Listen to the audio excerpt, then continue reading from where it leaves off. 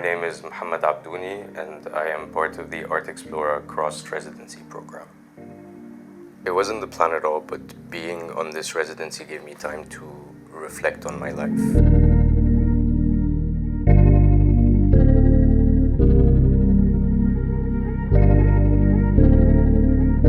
Is buying flowers part of your rituals to feel home, even away from home? I mean, in some ways it is, because I always have flowers at home. I always have fresh bouquets, but also my house is kind of like a cemetery for dead bouquets. But yeah, there's something about flowers that makes me feel good. Also, I can't really take care of plants. I seem to kill them. So yeah, flowers make sense. I already know they're gonna die, so I feel less bad about it. I spent the last few months on overdrive, trying to rid myself of as much work as possible before I get to Athens. Did you have a specific project when you arrived here? Originally, what I wanted to do was to come here and give myself some time, like a whole proper month, to be able to go through my archive of negatives. So basically almost 15 years of 35mm films that I've never really spent time going through.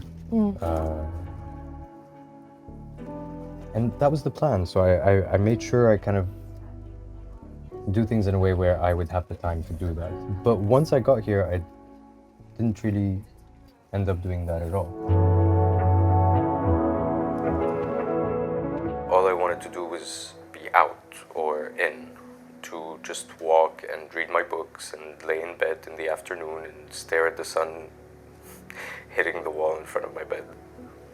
And without even realizing it, I started thinking about my life. I mean, it sounds ridiculous to say that out loud, but it really was that. And the sudden urge to draw came along with it. I started going through my old iPhone backups, the photos that were on all my old phones that I had backed up on several drives. Something I've never done before because I know how sad it would make me to do so. But it's as if I was ready to hurt now. Like I had been preparing for this overdue moment of monumental reflection on what my life has been like, the life that was taking place in the background while I focused on work. It hurts to go through my phone photos. It's very different than going through my archives. Thing is, photos on our phones are less thought through. Going through them reminds me of everything that I don't have anymore and how I didn't really give it more time while I did have it. Feelings and smells and conversations you wish you remembered a little more vividly. But it's strange, I feel ready for this kind of hurt that I normally purposefully avoid. And so I started drawing these pictures that hurt the most, or the ones that I wish lasted a little longer. Like pictures from my phone that I don't want to lose. As if taking the time to draw them allowed me back a stolen time that I am somehow now able to reclaim in part, and to live with certain people again and certain moments a little longer than I did, or a little more present now than I was at the time. For a very long time, and probably still now, you're working on queer stories from the Swana region. But I feel like lately you've been turning your gaze inward a bit more, a bit on your story, your own story. Is that right?